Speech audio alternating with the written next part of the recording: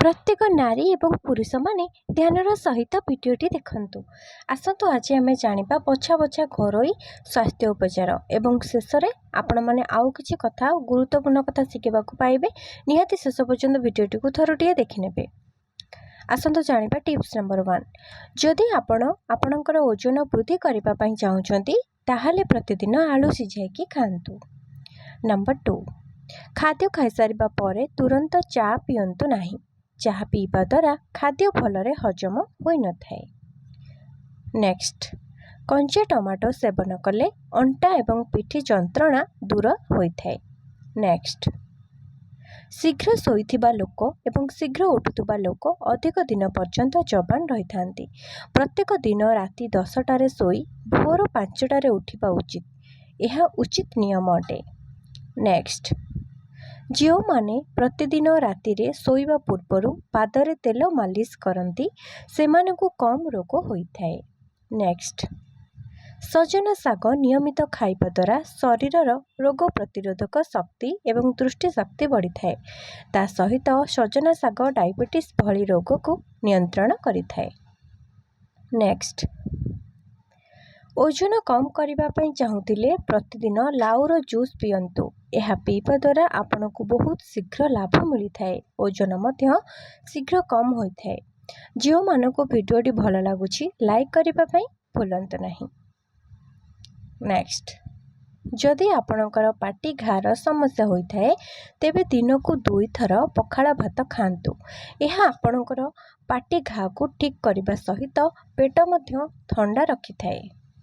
Next, जदि आपणकर केश झड़ुछि तेबे भृषंग पत्र को ग्राइंडिंग करी केशरे मसाज करी यह को 10 मिनिट पई छाड़ी दियंतु। यह परे नॉर्मल पानी रे केश को धोई दियंतु। यह द्वारा केश झड़िबा समस्या कम होई जिवो। नेक्स्ट, पेटरे हेउथिबा स्टोन र चिकित्सा पाई आंब पत्र खूब उपकारी। आंब पत्र को गुंड करी प्रतिदिन सेवन कले पेटरू स्टोन बाहरी जाए। वर्तमान आम स्वास्थ्य टिप्स गुड़िक जानुचे घरोई स्वास्थ्य टिप्स विषय एवं वर्तमान आपण मैंने जानुंट आउ शेष पर्यंत भिडियोटी देखिले आपण मैंने आउ किछि कथा शिखा पाइबे। निहाती शेष पर्यंत भिडियोटी को देखिए। माढ़ीरू रक्त बाहरिबा एहार कारण होउछि आपणक शरीर रे विटामिन सी र अभाव पई यह होइथाय। सेतिपई आपण खटा फल जेपरि कि कमला कागजी लेंबू इत्यादि एवं पिजुली एसबु खांतु। यह कले शरीर रे विटामिन सी र अभाव रही न थाए। नेक्स्ट, जदि आपणकर शीत दिने पाद फाटुची तेबे आपण राति रे सोइबा पूर्वरु अल्प उषुम पानी रे गोड़ भल भाबरे धोई दियंतु एवं तापरे भेसलिन किंबा नड़िया तेल मालिश करके सुंतु। यह द्वारा शीत दिन रे पाद फाटी न थाए। नेक्स्ट, मुंडरे रूपी होउथिले उषुना भातर पेज मुंडरे मालिश करके किछि समय रखंतु। तापरे चुटिकी धोई दियंतु बा शांपू कर दियंतु। यह द्वारा मुंडरे रूपी दूर होई थाए। नेक्स्ट, पेटर चर्बी कमेबा को हेले प्रत्येक दिन सकाळु सकाळु उषुम पानी रे किछि लेंबू रस मिसाइकी पियंतु। यह कले पेटर चर्बी कम होई थाए। नेक्स्ट, कदली सहित गुड़ नियमित खांतु। यह खाइले ज्ञान वृद्धि करिबारे बहुत सहाय्य होई थाए। नेक्स्ट, सुखिला पुदीना पत्र को गुंड करी प्रतिदिन 1 चम्मच सेवन कले गैस समस्या दूर हो जाए।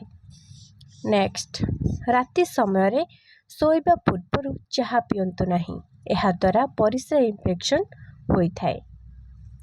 नेक्स्ट, अदा रस को अल्प उषुम करी आंठु गंठी आदि रे मसाज कले आंठु गंठी जंत्रणा दूर हो जाए।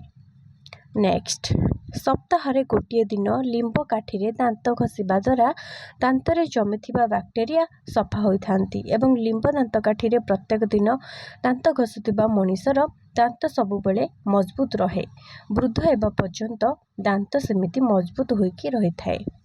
नेक्स्ट, नियमित सजना शाग खाइले दृष्टि शक्ति बढ़ी थाए एवं रक्तहीनता रोगी पई एही शाग बहुत जरूरी अटे। नेक्स्ट, ମୁହଁରେ ଅଧିକ ବ୍ରଣ ବାହାରୁଥିଲେ ଫିଟିକିରିକୁ ମୁହଁରେ ଘଷନ୍ତୁ। ଏହା କଲେ ଅଳ୍ପ ଦିନରେ ଚେହେରାରେ ବ୍ରଣ ବାହାରିବା ବନ୍ଦ ହୋଇଯାଏ। ନେକ୍ସଟ, ମାସିକ ଧର୍ମ ସମୟରେ ଅଧିକ ସଫାସୁତୁରା ରହିବା ଆବଶ୍ୟକ, ନଚେତ୍ ଇନଫେକ୍ସନ ହେବାର ଅଧିକ ଆଶଙ୍କା ବଢ଼ିଥାଏ। ଏହି ସମୟରେ ନ ଗାଧୋଇବା ସବୁଠାରୁ ବଡ଼ ଭୁଲ ଅଟେ। ଏହାଦ୍ୱାରା ଦେହ ଅଧିକ ଅସୁସ୍ଥ ହୋଇପାରେ। ତେଣୁ ମାସିକ ଧର୍ମ ସମୟରେ ପ୍ରତ୍ୟେକ ଦିନ ଗାଧୋଇବା ଉଚିତ, ସଫାସୁତୁରା ନିଜକୁ ରଖିବା ଉଚିତ।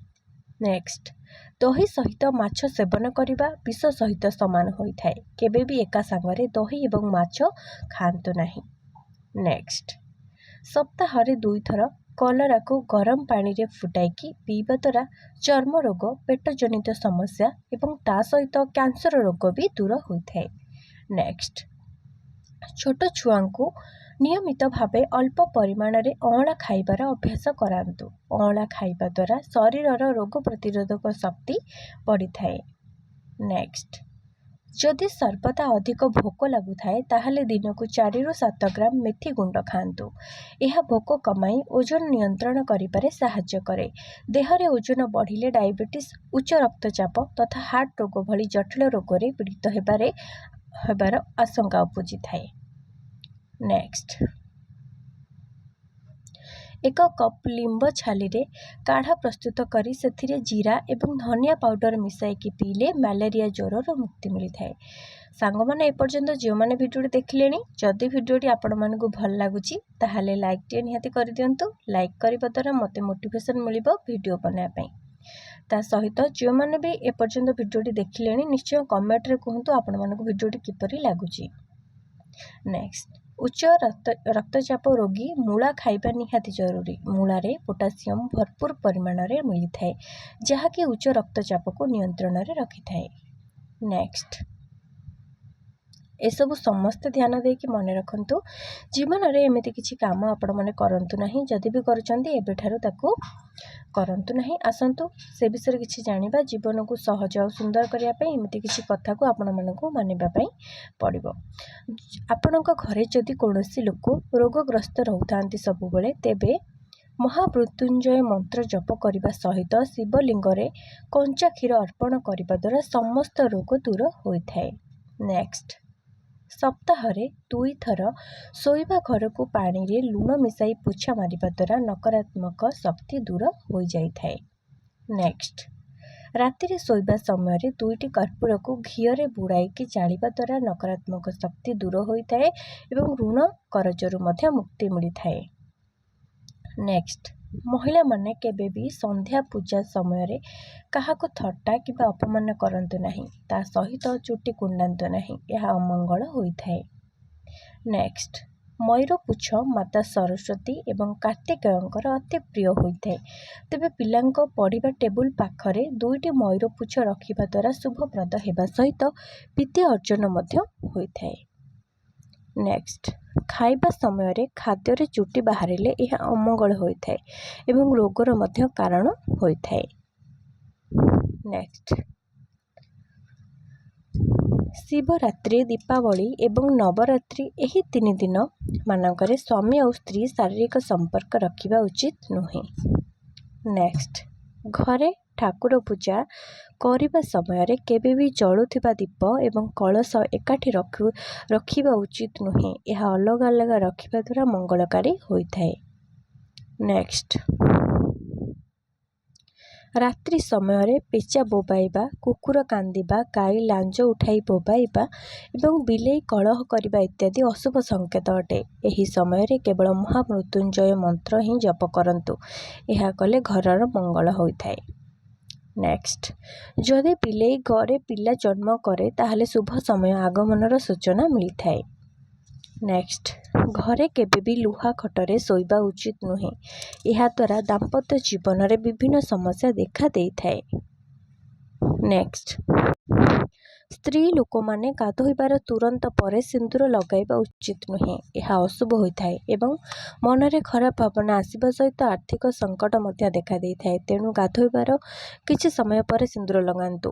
ଏବଂ ଆପଣମାନେ ମଧ୍ୟ କହିପାରିବେ ସାଙ୍ଗେ ସାଙ୍ଗେ ଗାଧୋଇକି ଆସିକି ସିନ୍ଦୁର ଲଗାଇବା ଦ୍ୱାରା ସିନ୍ଦୁର ମଧ୍ୟ ଲିଭିଯିବାର ସମ୍ଭାବନା ଥାଏ। ତେଣୁକରି ଗାଧୋଇକି ସାଙ୍ଗେ ସାଙ୍ଗେ ସିନ୍ଦୁର ଲଗାଇବା ଉଚିତ ନୁହେଁ। କିଛି ସମୟ ପରେ ସିନ୍ଦୁର ଲଗାନ୍ତୁ। संपूर्ण भिडियोटी देखिथिबारु हृदयरु समस्तंकु बहुत बहुत धन्यवाद।